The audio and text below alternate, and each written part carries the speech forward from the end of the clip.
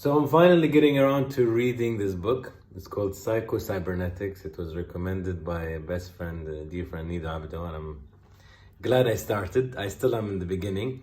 But the guy is talking about plastic surgery and psychology. It's extremely interesting. So he said that in his experience, and I'm trying to be accurate in summarizing what he said, that in his experience, sometimes when somebody especially had something bad or wrong in their face and he fixed it, it was amazing how that person would completely change. Even the way they talk, even the way they walk, it's a revelation. Like when you look at them, you don't even recognize it's the same person that probably for 15 years was very shy to talk or very insecure, etc. But suddenly all of that changed. But where it became tricky is that some people who he did the same thing with, he'd fix something in their face, let's say that's a big problem, remained the same. Although they looked completely different because it's been fixed, they remained maybe shy or insecure, or they still thought that they're ugly. So what is it? Because for one, it worked and it completely changed their life, and for the other, it didn't. So then what the book is talking a lot about is something called self-image.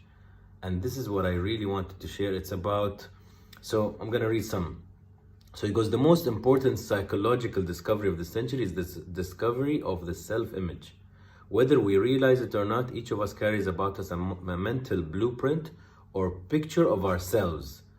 It may be vague to our conscious. In fact, it may be consciously not recognizable at all, but it's there.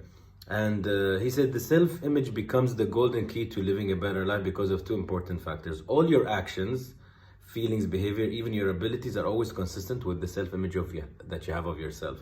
And of course, the self-image is based on your beliefs, on your childhood, on the picture you have of yourself. It's the idea you have yourself. So when I ask you who you are, it's generally who you think you are or who you think you can become. So that's your blueprint. So he is kind of telling us that in the cases that he did the surgery and it worked, the self-image was adjusted or shifted or changed, so the person completely changed. But in the case that he fixed somebody, but they still were the same in their attitude and their actions, that self-image, that negative self-image remained intact. So if it's somebody who thought they're always ugly, no matter how much you fix them up and you're not adjusting the self-image, then they will remain the same. So I thought it was so interesting, this mix between plastic surgery and psychology, how it's also the duty of every proper plastic surgeon to actually psychologically assess their patients. And I personally also have this issue with plastic surgery, not that people want to fix something, that's fine, but when it becomes a very dangerous cycle and becomes an addiction. So you see somebody fixing their nose, then their eyes, then their ears, then their boobs or their chest or whatever, and it's never ending because they're always insecure about something new. So the issue is not in their body, it's here. And reading this, it's bringing a very interesting perspective to it. So let me know what you think. موضوعنا عن عمليات التجميل وعلم النفس. أقرأ كتاب اسمه Psycho-Cybernetics. هذا ربيعي نيدو من سنين يقول لي أقرأ، وأخيرا لحقت وبتوني بادي، بس مو طبيعي. الرجال دكتور عمليات تجميل، فتوني في البداية، بس يقول يوم كان يسوي عمليات التجميل لبعض الناس، خصوصا يوم كان عندهم عيب خلقي في وجههم، مثلا قص ولا شيء كبير ولا ما أدري، شكل الإنسان يمكن قبيح ولا مو بحلو ولا عنده مشكلة عالة، فيوم كان يعدله يقول مرات يحس عمره ساحر. يعني في يوم وليلة هالشخص يتغير تماما، حتى كيف يمشي، كيف يتكلم، كيف يتصرف، ما تعرف ان هذا نفس الشخص.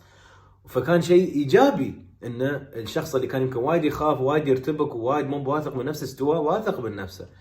وفي احيانا هني وين هو استغرب انه يسوي نفس العملية، يمكن نفس المشكلة ويا شخص ثاني، ويتغير شكله تماما، حتى يمكن اهله ما يعرفونه، ولكن تصرفاته نفس قبل وما يتغير، واسلوبه ولين الحين يمكن يستحي ويحس عمره قبيح مع انه مو قبيح الحين. فشو الفرق بين هالاثنين؟ ليش هذا الشخص الاول تغير تماما وهالشخص الثاني ما تغير ابدا، مع انه كل شيء في الظاهر تغير؟ فيرجع لشيء يتكلم عنه اللي بالانجليزي يقولها من افضل الاكتشافات في عصرنا، اللي هو السيلف ايمج، يعني الصورة الشخصية ولا الصورة النفسية اللي نحن نبنيها لنفسنا. كل انسان عنده صورة عن نفسه في ذهنه، ان هالشيء اكيد ان احنا نصمم هالصورة بناء على تربيتنا، طفولتنا، معتقداتنا، ايماننا، كل هالاشياء، المجتمع، فنبني صوره. فيوم تسال حد انت شو، يقول لك انا والله شاطر في هالاشياء وانا شيء، وانا هاي شطارتي وهاي نقطه ضعفي، هل انت حلو انا حلو، انا قبيح، انا ما ادري شو، انا عارف اتكلم قدام ناس، انا ما اعرف اتكلم. فهالصوره اللي نحن نبنيها، كل تصرفاتنا وكل شيء نسويه حتى اسلوب كلامنا ينطبق على هالصوره اللي نحن نبنيها لنفسنا.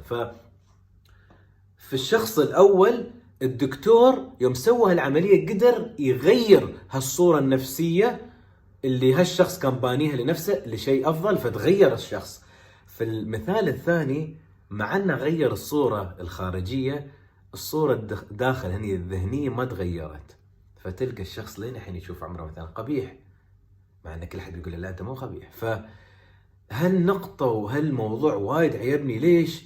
ان انا دائما كان عندي تحفظ على عمليات التجميل، مو من ناحيه انه يمكن حد يبغى يعدل عيب خلقي ولا مشكله، كيفها كل انسان له شعور، بس كنت اقول انه، وهو يقول انه لازم الطبيب النفسي، يعني لازم طبيب التجميل يكون عنده في الطب النفسي يقيم هالشخص اللي يجيله، هل هذا مستقر هني ذهنيا ولا عنده مشكله.